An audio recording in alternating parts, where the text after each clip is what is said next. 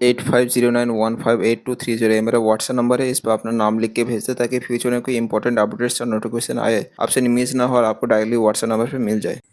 Hello everyone, my name is Vishnu. I am professional artist. आज मैं एक डेमो देने वाला हूँ लैंडस्केप के ऊपर। यहाँ पे एक लॉन्ग हॉर्स स्टडी हो रही है और रेफरेंस भी आप देख सकते हो। जो फर्स्ट वाला जो इस सीरीज़ का था लैंडस्केप ड्राइंग का, वहाँ पे मैं बात कर रहा था कि ड्राइंग को कैसे फिनिश करना है। बट आज ये इस लेसन में हम शेडिंग के बारे में बात करेंगे और ये वाले जो सीरीज़ चलेगा 3 पार्ट्स में डिवाइडेड होगा। तो लास्ट वाले जो लेसन में आप देख पाएंगे कि मैं वहाँ पे डिटेलिंग्स करूँगा। यहाँ पे मैं शेडिंग स्काई से शुरू कर रहा हूँ क्योंकि स्काई को करना भी एक इम्पॉर्टेंट है। वो पूरा वाइट नहीं होता और थोड़ा सा एक शेड में दे रहा हूँ। यहाँ पे मैं 2B पेंसिल का यूज़ कर रहा हूँ, या तो आप HB पेंसिल नॉर्मली जो 5-6 रुपये में आती है या 4-5 रुपये में आती है, वो आप यूज़ कर सकते हो। वहाँ पे कोई दिक्कत वाले नहीं है। वहाँ पे आप शेडिंग करोगे लाइट वे में। और लाइट पेंसिल भी हो, HB पेंसिल जो हार्ड ब्लैक HB जो रहती है वो थोड़ी सी लाइट होती है, बट उसमें भी बहुत ज़्यादा डार्कनेस हम जा सकते हैं। बट उसके भी कुछ तरीके रहते हैं उसको शेडिंग करना। बिगिनर्स क्या करते हैं कि एक बार में प्रेशर से वो शेडिंग करते हैं, जिससे पेपर तो डैमेज होता ही होता है, बट उसके साथ आप पोर्स को, जो पेपर का पोर्स रहते हैं उसके साथ खिलवाड़ करते हो, वो एक बार में ख़राब हो जाता है। जब उसके बाद और भी लेयर्स के एक बार में जब करते हो तो डैमेज तो होती है, और इतना ही डैमेज होती है कि वो कई बार फाड़ भी जाती है वहाँ पे। तो ऐसे वाला सिचुएशन होती है जब बिगिनिंग स्टेज में रहते हैं, हमें कुछ नॉलेज नहीं रहता कि इस पेंसिल को कैसे होल्ड कैसे करते हैं, शेडिंग कैसे करते हैं, कैसा तरीका होता है, कैसे मैं पेंसिल को होल्ड किया हूँ। आप देखेंगे दूर से मैं पकड़ा हूँ। ये सब फंडामेंटल पॉइंट्स है जो आपको माइंड में रखनी है जब भी आप शेडिंग करो, ड्राइंग करो। ड्राइंग में भी जब मैं कर रहा था फर्स्ट वाले सीरीज़ में, तो वहाँ पे मैं दूर से पकड़ा था और उसको स्टडी कर रहा था। एक स्टडी वर्क है, ये कोई फाइनल वर्क नहीं है। मैं इसको स्टडी के जैसा ही मैं समझ रहा हूँ। स्टडी वर्क मीन्स कि फाइनल वर्क में क्या होता है कि हम कोई चीज़ पर्टिकुलरली कोई एक चीज़ को लेते हैं और उसको जाते उसको डिटेलिंग करते और उसको या तो मैं हम फ्रेम करते, कोई ऐसा कुछ ऐसा होगा। इंटेंशन ये रहता है कि उसको फाइनल वर्क की तरह प्रेफर किया जाता है, बट स्टडी वर्क में हम सीखने के लिए हम इसको करते हैं। सिर्फ दिखाने के लिए नहीं, खुद को सिखाने के लिए हम स्टडी वर्क्स करते हैं।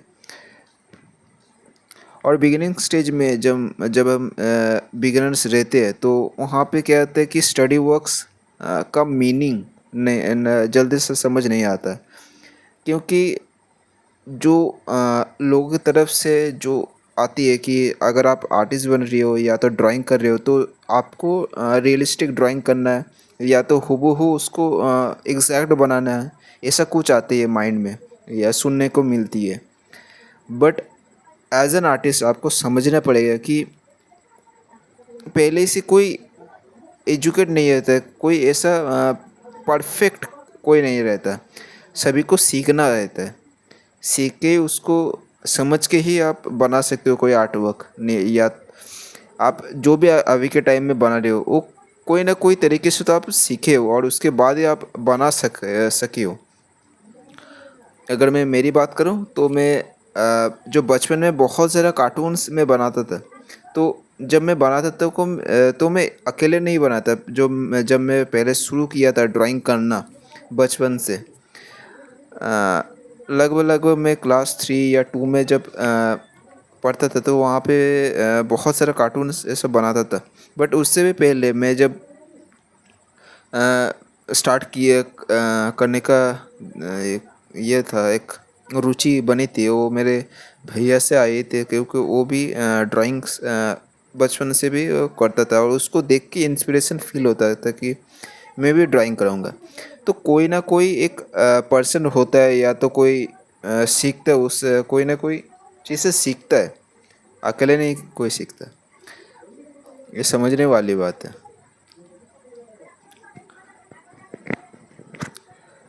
तो यहाँ पे आप देखिए, एक ही से पेंसिल लिया हूँ बस, और कुछ नहीं। जहाँ जहाँ पे मुझे लग रहा है कि यहाँ पे थोड़ा सा डार्क होगा, वहाँ पे डार्क कर रहा हूँ। उतना भी डार्क आपको नहीं करना। और एक बात कि आपको यहाँ पे बहुत ज़्यादा प्रेशर नहीं यूज़ करना, क्योंकि जब आप प्रेशर यूज़ करते हो, एक बात जो एक पॉइंट में कहा कि उससे पेपर डैमेज होता है, बट और एक पॉइंट जो बहुत ज़्यादा इम्पोर्टेंट है, वो है पेपर में जो ग्राफाइट है उसका एक पोर्शन वहाँ पे लग जाता है, वहाँ पे एक आ जाती है। अगर आप कोई पेंसिल को प्रेशर से पेपर के ऊपर चलाते हो तो वहाँ पे आप देखोगे कि इरेज जल्दी से नहीं होता, क्योंकि जो पेपर रहता है उसके अंदर ग्राफाइट चला जाता है और उसको इरेज करना बहुत ज़्यादा डिफ़िकल्ट हो जाता है, क्योंकि इतना ही प्रेशर से जब करते हो तो इतना ही चला जाता है कि वो इरेज भी नहीं होता। तो इससे आपको बचना है। और ये तब होता है कि जब आप शार्प करे हो और उसको चला रहे हो। तो शार्प जब करो पेंसिल को, ज़्यादा प्रेशर से ना यूज़ करो, आपको लाइट वे में उसको करनी है। और जब आप पेंसिल को शार्प नहीं करते हो और जो शेडिंग करते हो तो उससे भी एक प्रॉब्लम आती है कि अच्छे से वो शेड नहीं हो पाता, ऊपर ऊपर से हो जाते हैं और काफ़ी सारे पोर्ट जो शेड नहीं हो पाता। तो साफ करना भी इम्पॉर्टेंट है, बट वहाँ पे एक प्रॉब्लम आती है कि ज़्यादा प्रेशर से करो तो डैमेज होगा। तो आपको ये ध्यान में रखनी है कि साफ करना है और आपको लाइट वे में चलानी है पेंसिल को, दूर से पकड़नी है, जैसे थोड़ा सा लाइट आप जा सको। मैं जिस ग्रिप में पकड़ा हूँ उसको कहा जाता है ओवर हैंड ग्रिप। इस ग्रिप में हम दूर से पकड़ते और 3 फिंगर्स में इसको पकड़ते, जैसे मैं पकड़ा हूँ इस तरीके से पकड़ते। और इसके करते वक्त भी आपको जो पेपर का जो सुला के नहीं रखना है, आपको खड़ा रखना है।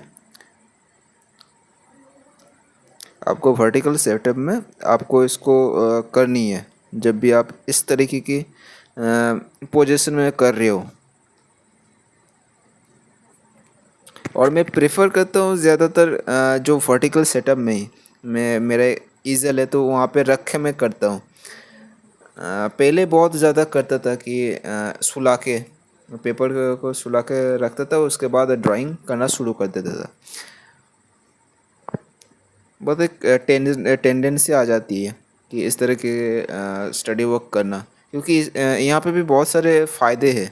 क्योंकि जब आप सामने रख के करते हो, आपके पास ईज़ल नहीं है तो आप दीवार में कोई एक चीज़ देख के तो आप वहाँ पे कर सकते हो, कोई एक जुगाड़ लगा सकते हो। सामने होगा आपके पेपर तो आप इजीली आप देख सकोगे, इजीली आप जज कर पाओगे अपने ड्राइंग को।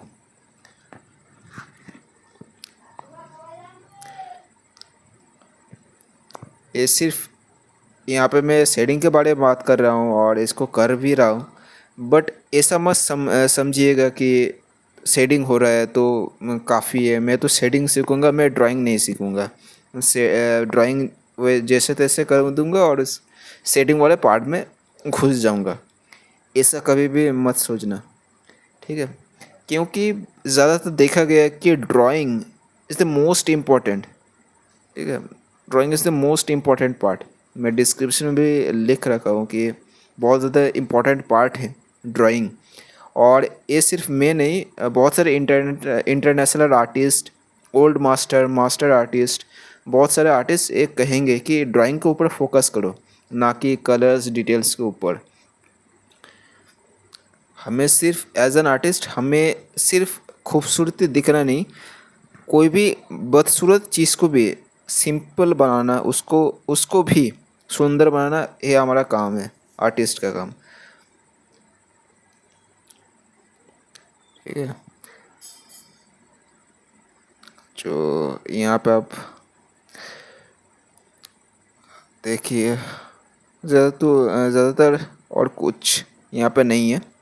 अब मैं ग्राउंड वाले पार्ट में अभी मैं जाऊँगा और कुछ देर में।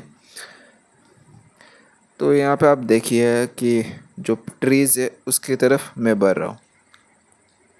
और स्टार्टिंग स्टेज में जो मैं कहा कि ड्राइंग को ज़्यादा फोकस देनी है, तो वहाँ पे आप सिंप्लीफिकेशन करते हुए जाएंगे। सिंप्लीफिकेशन मतलब है कि अगर कोई चीज़ को ड्रॉ कर रहे हो तो उसको आप इजी कर पा रहे हो। कोई चीज़ को अगर देख रहे हो, अगर मान लो कि एक स्टिल लाइफ है, एक बॉटल है, तो वहाँ पे आप सिर्फ ये देख नहीं रहे कि वो एक बॉटल है या कोई एक फल है, टोकरी है, कोई चीज़ ऐसा नाम नहीं दोगे। आप ऐसा समझोगे कि एक बस एक लाइन है, कुछ लाइन है बस, और कुछ नहीं। और उसको ही आप सिंपल देखते हुए उसको ड्रॉ करोगे। ये कहा जाता है ड्राइंग में कि जब आप देखना सीख जाते हो तब आप ड्रॉ भी अच्छे तरीके से कर पाते हो। क्योंकि अगर नहीं देख पाते हो अच्छे से, आप वो देख पाते हो जो हर कोई देख रहा है, एक नॉर्मल पर्सन भी देख रहा है कि एक बॉटल है नॉर्मल सा, इसको ये ड्राइंग करेंगे तो कोई फ़ायदा नहीं है। आपको एक आर्टिस्ट की तरह आपको देखनी है। उसका लाइन, शेप्स, एंगल्स, ये सब कुछ देख के आपको इसको ऑब्ज़र्व करना है। आपको ऑब्ज़र्व करना है, ना कि बस देखना है बस, और कुछ नहीं। ऐसा मत करिएगा। और एक की पॉइंट्स है, ठीक है, बहुत मेजर और इम्पॉर्टेंट की पॉइंट्स है, इसके ऊपर बहुत ज़्यादा काम करनी ज़रूरी है। और मैं बहुत धीरे धीरे मैं कर रहा था, थोड़ा सा फास्ट किया ताकि थोड़ा सा आपको यहाँ पे जल्दी से मैं इसको दिखा सकूँ। बट उतना भी ज़्यादा फास्ट नहीं किया, थोड़ा सा ही बस। और यहाँ पे मैं लॉन्ग हाउस स्टडी कर रहा हूँ। और लॉन्ग हाउस स्टडी में सिंप्लीफिकेशन को स्टडी करना वो बहुत ज़्यादा इजी हो जाता है, क्योंकि सिंप्लीफिकेशन फास्ट भी किया जाता है स्केचिंग में। और लॉन्ग हाउस स्टडी जहाँ पे धीरे धीरे हम ऑब्ज़र्व करते हैं कोई भी ऑब्जेक्ट को, वो भी इम्पोर्टेंट है। Long and short our study दोनों ही इम्पोर्टेंट है। अगर मैं एक कह दूँ कि शॉर्ट आवर स्टडीज़ बहुत इम्पोर्टेंट है लॉन्ग आवर स्टडी से, तो ये गलत हो जाएगा। इट्स डिपेंड कि उसका सिचुएशन कैसा है। Yeah. क्योंकि दोनों ही एक मायनों में देखा जाए तो दोनों ही इम्पोर्टेंट है। बस उसको समझनी है कि कैसे क्या होती है। उसके बाद कोई ऐसा चीज़ होगा नहीं कि आपको बार बार इसको समझना पड़ेगा कि लॉन्ग स्टडी के करे कि शॉर्ट हाउस स्टडी, किसको प्रेफर करे। तो ऐसा कोई क्वेश्चन आपके माइंड में नहीं आएगा।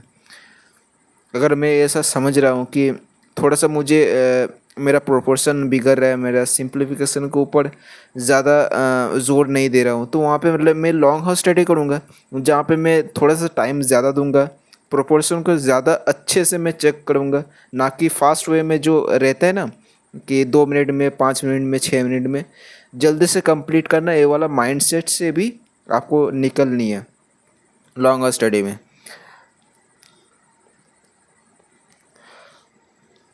तो ये छोटे छोटे पॉइंटर्स है जो एक प्रोफेशनल आर्टिस्ट का सलाह रहती है हर बिगिनर के लिए कि फोकस ऑन पॉइंट्स, बस ट्रेंड के तरफ चले जाना। 30 मिनट में, 1 मिनट में एक एक ड्राइंग बना के फास्टली दिखा दे रहे और उसको अट्रैक्ट होके बना रहे, कोई फ़ायदा नहीं होगा ऐसा कुछ। सीखना है तो आपको ये सीखना है कि आपको सीखना क्या है। मतलब है कि अगर कोई आप ड्राइंग के फील्ड में जा रहे हो तो वहाँ पे आपको ये देखना है कि आपको ग्रो करने के लिए आपको क्या सीखनी चाहिए। जैसे कि ड्राइंग, अगर ड्राइंग के फील्ड में हो तो आपको ड्राइंग फंडामेंटल एंड प्रिंसिपल के ऊपर आपको काम करनी है। ऐसे भी बहुत सारे आर्टिस्ट के तरफ से आप सुने हो कि आपको रियलिस्टिक ड्राइंग बनानी है, आपको स्टोरी टेलिंग के ऊपर काम करनी है, आर्ट वर्क के स्टोरी आपको दिखानी है आर्ट वर्क में। ऐसा कुछ आपको बताया जाएगा कोई आर्टिस्ट की तरफ से। ठीक है, ऐसे ऐसे पॉइंट्स भी आएंगे, बट समझने यही है कि आपको धीरे धीरे वो चीज़ सीखनी है जो चीज़ काम की है, ना कि ऊपर ऊपर से बस बोले जा रहे हो और उसको आप सुने जा रहे हो और कोई फ़ायदा ऐसा नहीं होगा। जो मेरे मेंटर है वो भी बहुत सारे पॉइंट्स मुझे कहते थे और उसको फॉलो करते हुए मैं जा रहा हूँ, और बहुत ज़्यादा इम्प्रूवमेंट भी मुझे ऐसा फील हो रही है।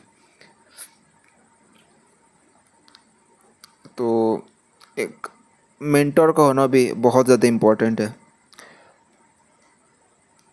तो बुश बहुत ज़्यादा दूर में है तो कम डिटेल में ही यहाँ पे कर रहा हूँ, ज़्यादा शार्पनेस यहाँ पे नहीं दे रहा हूँ। और यहाँ पे अगर आप जो यहाँ पे अगर फोकस किए हो कि यहाँ पे बहुत ज़्यादा डार्क में किया हूँ, जो फर्स्ट वाला जो बुश आपको दिखेगा, ट्री से बुश नहीं, वहाँ पे ज़्यादा पेंसिल का, डार्क पेंसिल का मैं यूज़ किया था। वहाँ पे मैं 12 भी यूज़ किया था। आप 12 भी नहीं है तो आप 10 भी यूज़ कर सकते हो। कोई 8 लाइन का पेंसिल यूज़ कर रहे हो, इजीली मार्केट में आपको मिल जाएगा। उसमें बहुत सारे ग्रेड्स आती है, बट कुछ ही ग्रेड्स जो इस्तेमाल लगेगी, जो इस डेमोस्ट्रेशन में मैं यूज़ किया था, मैं आपको डिस्क्रिप्शन में दे दूँगा और आपको लिंक भी मैं दे दूँगा अगर हो सके तो वहाँ से मैं आप बाय भी कर सकते हो और उसको चेक भी कर सकते हो कि आपके हिसाब से। क्योंकि अगर आप बिगिनर स्टेज में हो तो वहाँ पे आप ड्राइंग के ऊपर फोकस करना है, आपको शेडिंग वगैरह पे ज़्यादा उलझा नहीं रहना है।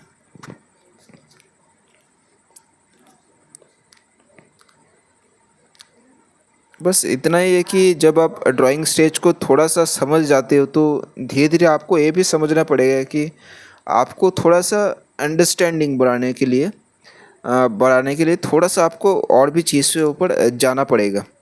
ठीक है, तो बहुत सारे चीज़ समझने बाकी है। तो प्रोपोर्शन के ऊपर एक लेसन दिया था, मैं फर्स्ट वाले लेसन में कवर नहीं कर नहीं पाया था, बट आप प्रोपोर्शन के ऊपर एक लेसन मिल जाएगा आपको। आपको मैं कि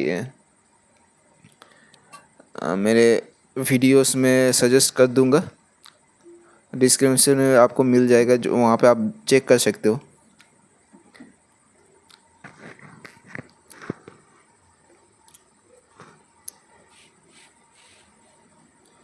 तो कुछ कुछ यहाँ पे शेड में दे रहा हूँ, जहाँ जहाँ पे मुझे लग रहा है कि यहाँ पे थोड़ा सा लाइट हो चुका है। डार्क में भी आपको दिख अच्छे से नहीं रहा कि एक बार में आपको डार्क दिख रही है, बट वहाँ पे भी बहुत सारे ऐसे लाइट पार्ट्स है, उसको मैं फिलअप कर रहा हूँ अभी एक थोड़ा सा लाइट पेंसिल से और शार्प करके मैं कर रहा हूँ। ये इंश्योर कीजिएगा कि जितना आपका जो अनसाफ होता जाएगा आपका पेंसिल, उतना आपको साफ करते हुए जाना है। मैं सैंड पेपर का यूज़ किया था इसको साफ करने के लिए, और मैं आपको मटेरियल्स भी डिस्क्रिप्शन में दे दूंगा, आप वहाँ से चेक कर सकते हो कि मैं कौन कौन सा मटेरियल यूज़ किया था। और पेपर भी मैं कार्टेज पेपर में यूज़ किया था। बहुत ज़्यादा लोकल एंड चीप पेपर है जो आप इजीली यूज़ कर सकते हो। अराउंड ये 140 या 150 जीएसएम ऐसा कुछ जीएसएम का पेपर होगा, उसके ऊपर भी काम कर रहा हूँ।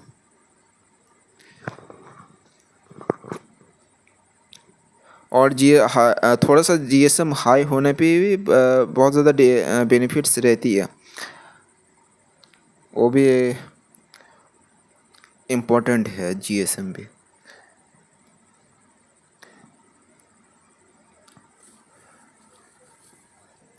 तो यहाँ पे ग्रासेस का सिर्फ इम्प्रेशन दे रहा हूँ बस, और कुछ नहीं।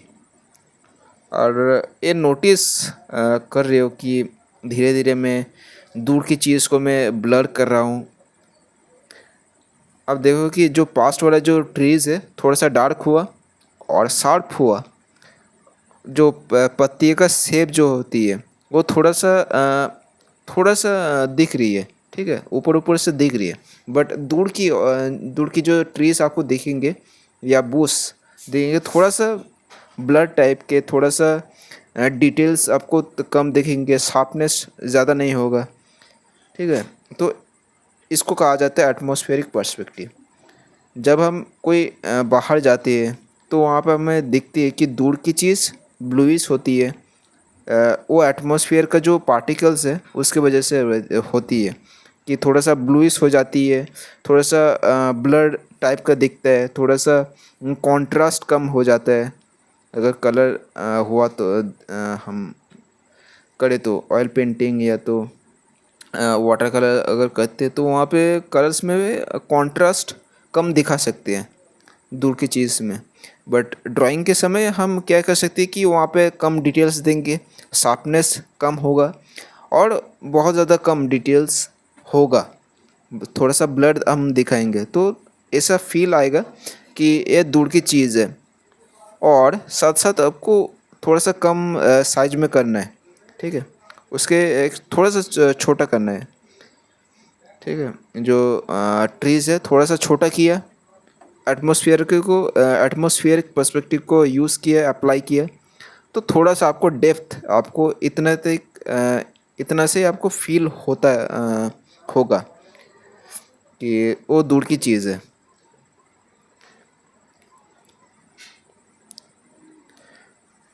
तो यहाँ पे साइड वाला दीवार को मैं कर रहा हूँ।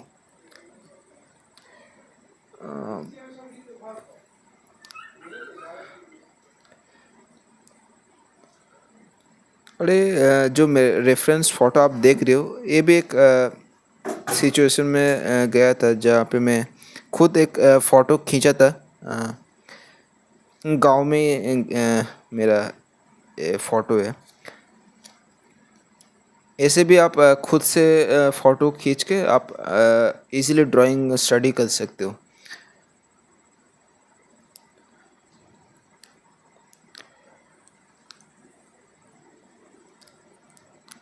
और जो डेप्थ दिखाने के लिए जो मैं किया था कि बोल रहा था कि एटमॉस्फेरिक पर्सपेक्टिव, तो इसको कहने से पहले आपको ड्राइंग को थोड़ा सा फिनिश करना है।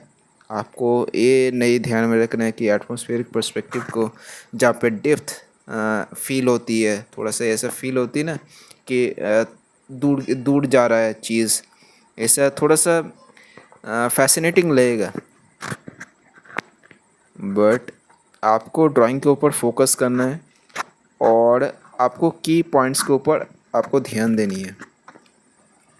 और धीरे धीरे जब आपका ड्राइंग अच्छा होने लगे, या तो आप अगर मेरे साथ कर रहे हो तो आप ड्राइंग को ज़्यादा फोकस दीजिए और धीरे धीरे और भी जो टॉपिक्स है यहाँ पे एटमॉस्फेरिक पर्सपेक्टिव को अप्लाई किया डेप्थ दिखाने के लिए।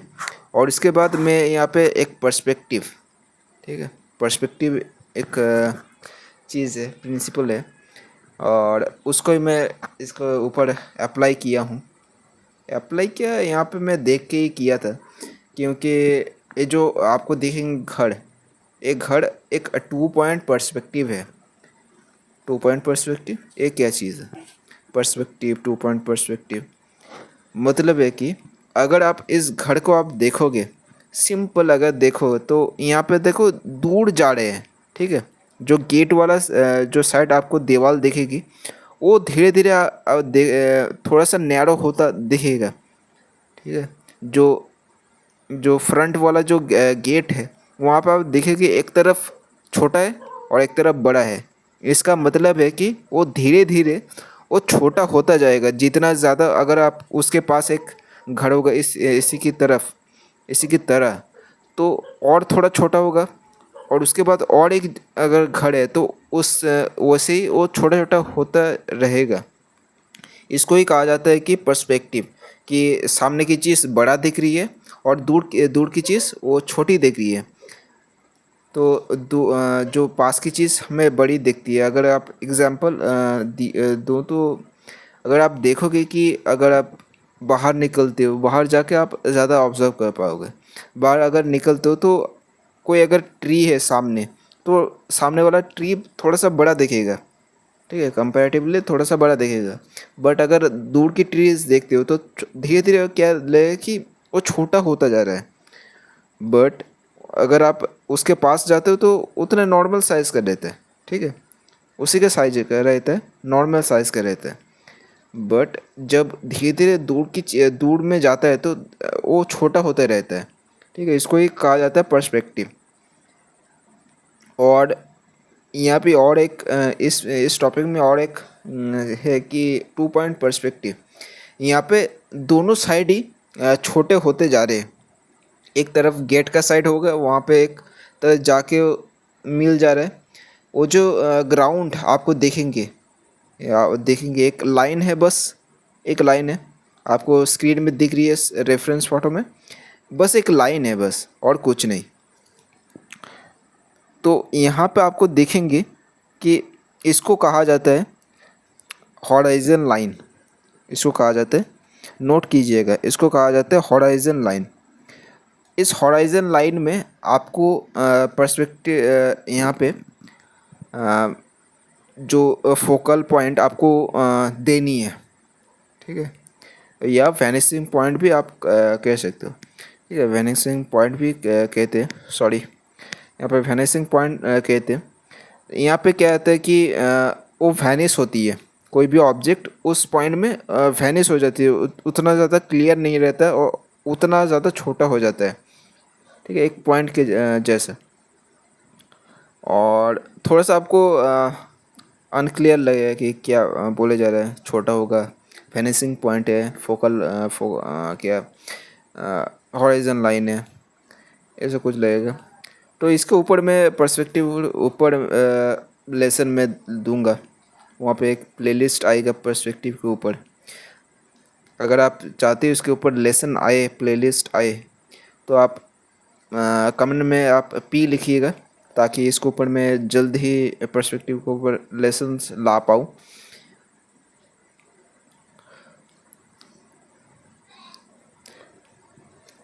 तो यहाँ पे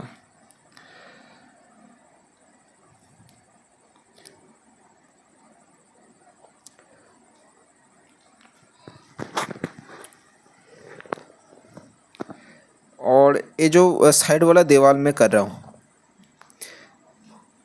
क्योंकि मैं ऐसा देख रहा हूँ कि जो पार्ट मुझे थोड़ा सा लग रहा है कि थोड़ा सा कॉम्प्लेक्स होगा, ठीक है ठीक है। तो वहाँ पे मैं थोड़ा सा ज़्यादा फोकस दे रहा हूँ। यहाँ पे थोड़ा सा गंदगी मुझको दिख रही है, तो यहाँ पे इस वाले पार्ट में घुस गया। ऐसा कुछ नहीं, एक मजाक था बस, कुछ। बट फोकस ये रहना है कि आपको डार्क टू लाइट आपको जानी है। अगर आप मैं यहाँ पे देखोगे कि मैं 12B पेंसिल का यूज़ कर रहा हूँ, तो उसके बाद के क्या करूँगा, धीरे धीरे मैं लाइटर पेंसिल का यूज़ करूँगा। लाइटर पेंसिल का यूज़ करना है लाइट करने के लिए नहीं, इसका करने का रीज़न है कि वहाँ पे मैं एक चीज़ के ऊपर, एक मिस्टीरियस चीज़ के ऊपर मैं काम कर रहा हूँ। जिसको मैं कवर करूँगा थोड़ी देर बाद। बट ये समझिए कि मैं डार्क टू लाइट जो पेंसिल के ऊपर शिफ्ट करूँगा। ऐसे आप देखोगे यूट्यूब में कि लाइट टू डार्क जाते हैं। कोई पोर्ट्रेट बना रही है, कोई हीरोइन के बना रहे हैं, तो वहाँ पे डार्क टू लाइट जाते हैं। बट मैं यहाँ पे उल्टा जाऊँगा, ठीक है। 12 भी यूज़ करूँगा और धीरे धीरे मैं एच बी के ऊपर जाऊँगा।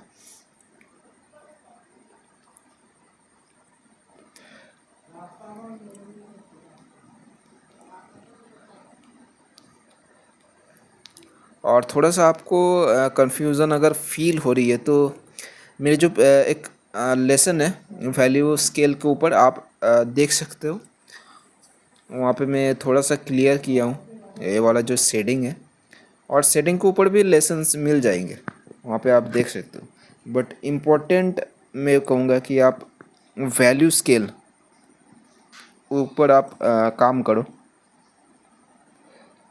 वो मैं लेसन में दिया था,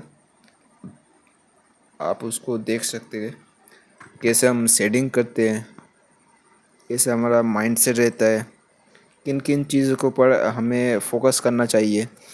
वो सारे चीज़ में उस वाले वैल्यू स्केल लेसन में मैं कवर किया था, तो ज़रूर से आपको देखना चाहिए वो लेसन।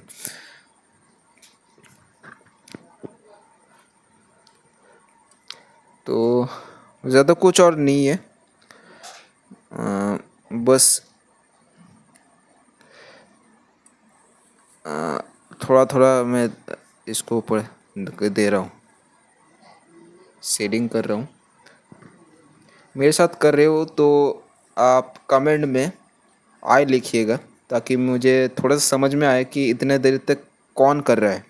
क्योंकि यूट्यूब में जो भी आती है देखने आर्ट की वीडियोस देखने के लिए, वहाँ पे क्या कहते हैं कि फ़न की वजह से आती है कि कोई एक टॉपिक में अगर कार्टून्स बना रहे हैं, कोई एनिमे बना रहे हैं, उसके ऊपर ड्राइंग बना रहे हैं, और 4 मिनट में, 5 मिनट में, 6 मिनट में ऐसे कुछ ड्राइंग बना रहे हैं, और उसमें ही मज़ा आ रहा है, उसमें ही सुख शांति है।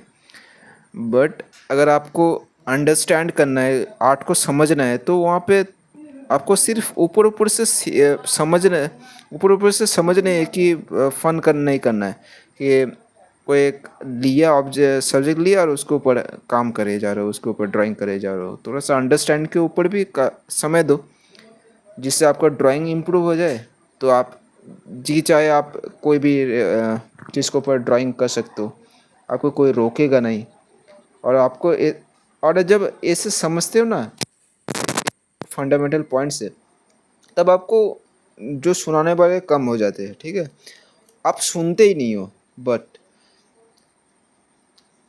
इतना बस आप सुनते नहीं हो कि कोई क्या बोल रहा है, कि आप ऐसा सेटिंग सीखो, आपको रियलिस्टिक सीखना है, आपको हाइपर रियलिस्टिक सीखना है, कोई आपको ये मेथड सीखना है, आपको ये रियलिस्टिक ऐसा कुछ करना है, मेथड यूज़ कर सकते हो। 10 तरह 1000 तरीके की चीज़ बोलते हैं, ठीक है। और पागल, लिटरली पागल कर देती है ये वाली चीज़, कि इतना कुछ सीखना है और इतना कुछ सीखने के है। और इतने जब सुनते हैं कि इतना कुछ सीखना है, तो कुछ सीखते ही नहीं है, ठीक है। इंफॉर्मेशन निकालते जाते हैं कि ये सीखना है, वो सीखना है, लूमिस सीखना है, रिले मेथड सीखना है, एटमॉस्फेरिक पर्सपेक्टिव सीखना है, पर्सपेक्टिव सीखना है। जब नॉलेज ले जा रहे हो, नॉलेज ले रहे हो और उसको इम्प्लीमेंट नहीं कर रहे हो, तो वो भी फ़ायदा नहीं है, वो सब फालतू की चीज़ होगी बस। तो और यहाँ पे भी और एक रूल का मैं इस्तेमाल कर रहा हूँ, इसको कहा जाता है रूल ऑफ थर्ड। या इसको मैं इम्प्लीमेंट किया था कि यहाँ पे फोकल पॉइंट कहा जाता है कि डिवाइड किया जाता है 3 पार्ट्स में, ग्राउंड के पार्ट में, मिडिल पार्ट में, और स्काई पे, ठीक है। Foreground, mid ground and background के ऊपर डिवाइड करके, वर्टिकली एंड हॉरिजॉन्टली डिवाइड करके, उसके ऊपर चारों डॉट्स मिल जाती है, उसको ही कहा जाता है फोकल पॉइंट। उस फोकल पॉइंट में का भी बहुत ज़्यादा इस्तेमाल रहती है। उस फोकल पॉइंट में अगर आप रखते हो कोई ड्राइंग को, कोई ऑब्जेक्ट को, तो वहाँ पे क्या कहते हैं, थोड़ा सा अटेंशन ज़्यादा जाती है वहाँ पे। व्यूअर्स का कोई अगर आपका ड्राइंग देख रही है, अगर मान लो अगर आपके कोई रिश्तेदार अगर कोई आपके ड्राइंग देख रहा है, तो वो थोड़े ज़्यादा जल्दी आपका जो ड्राइंग है वो अटेंशन मिल जाएगा उसको। तो इस तरीके की जो ट्रिक्स है वो आप इस्तेमाल कर सकते हो आपके ड्राइंग में। तो और इसके ऊपर भी लेसन में डालूँगा। तो स्टे टिल, इस चैनल पे बहुत सारे लेसन्स आने वाले हैं, तो जुड़े रहना इस चैनल पे। और भी टॉपिक्स ऊपर मैं कवर करते रहूँगा।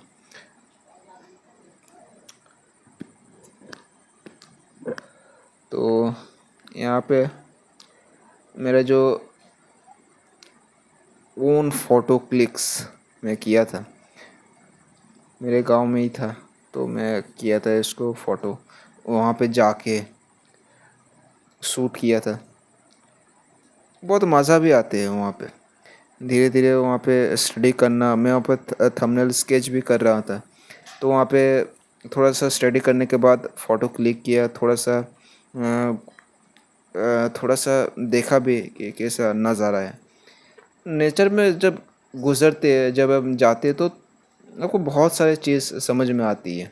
नेचर से बड़ा टीचर और कोई नहीं हो सकता। तो नेचर से भी ड्रॉ करना बहुत ज़्यादा इम्पोर्टेंट है। और मेरा ये सब करने के वजह भी बहुत सारे मेरे हैं कि मैं कभी बाहर जाके मैं ड्राइंग कर रहा हूँ और इसको आपको लेसन के थ्रू आपको दिखा रहा हूँ। क्योंकि बस ये लेसन नहीं है, मेरा एक थॉट है कि आपको मैं एक्सप्रेस कर पा रहा हूँ। क्योंकि मैं कुछ सालों में नहीं, मैं ये सब चीज़ मैं शेयर नहीं कर पाता अगर आप सभी का प्यार और सपोर्ट अगर नहीं मिलता तो। और मेरे जो गुरु है बहुत ज़्यादा मुझे सपोर्ट भी करते थे, तो उनके वजह से भी मुझे बहुत ज़्यादा हुए कि बहुत ज़्यादा काम इसके ऊपर करनी है।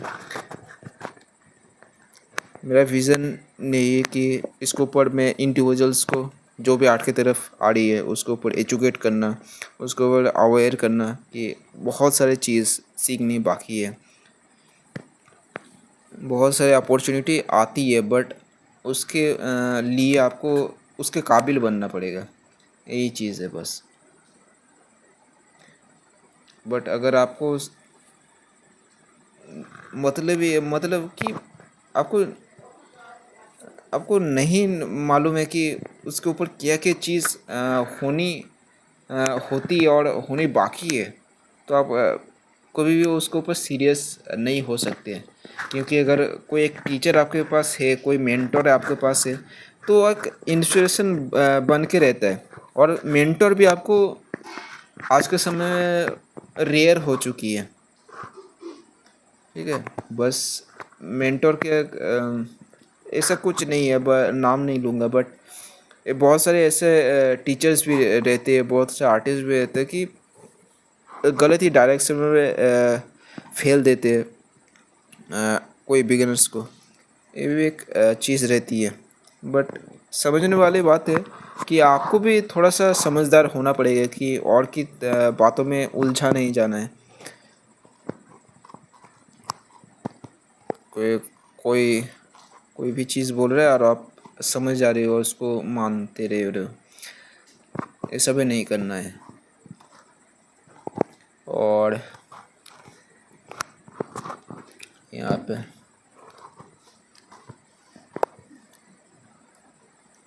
अगर आपको थोड़ा सा भी इसको हेल्पफुल लग रहा है, तो थोड़ा सा कंसिडर कीजिएगा कि इसको ऊपर लाइक कीजिएगा और सब्सक्राइब भी ज़रूर से कीजिएगा, ताकि मैं ये वाला जो चैनल पे बहुत सारे लेसन्स मैं देता रहता हूँ, बहुत सारे आने बाकी है, तो मैं इसके ऊपर डालते रहता हूँ। और रियल टाइम होता है, बहुत सारे लेसन में रियल टाइम देता हूँ, शेयर करता हूँ। तो आपको सब्सक्राइब करना चाहिए।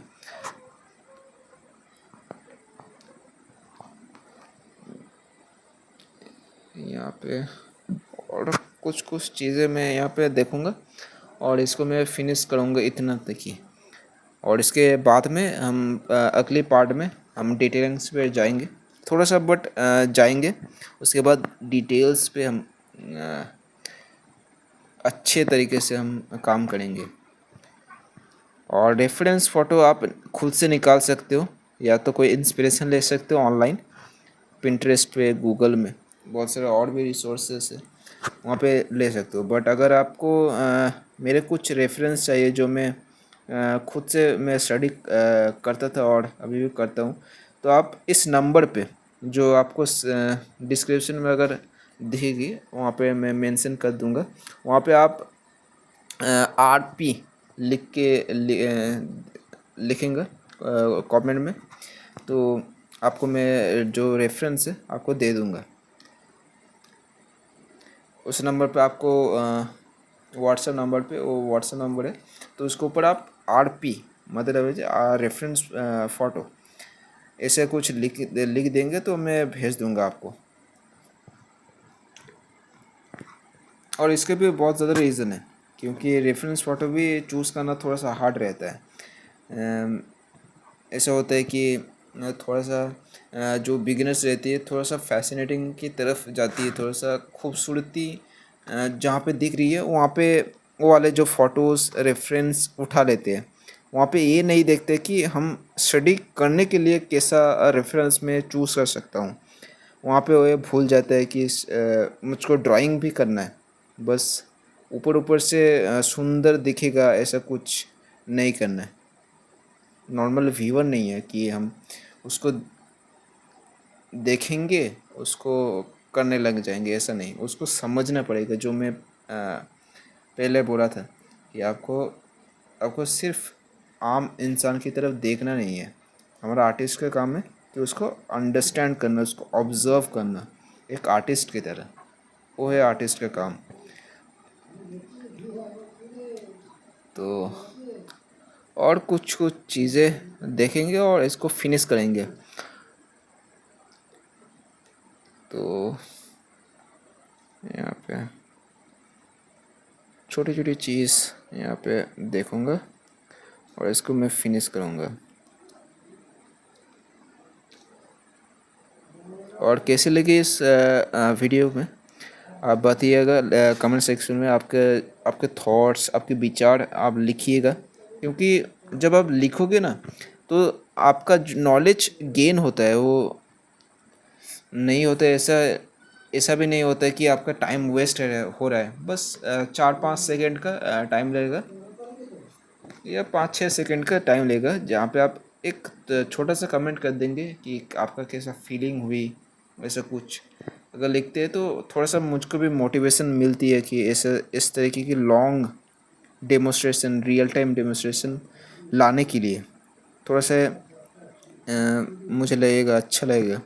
तो कंसिडर करिएगा, लाइक एंड सब्सक्राइब तो ज़रूर से कीजिएगा और शेयर कीजिएगा ताकि आपको ही नया पता चल सके। तो इतना तक, एंड थोड़ा थोड़ा चीज़ है तो इतना तक। Love art and leave art, आज के लिए इतना ही। मिलते हैं अगली वीडियो में।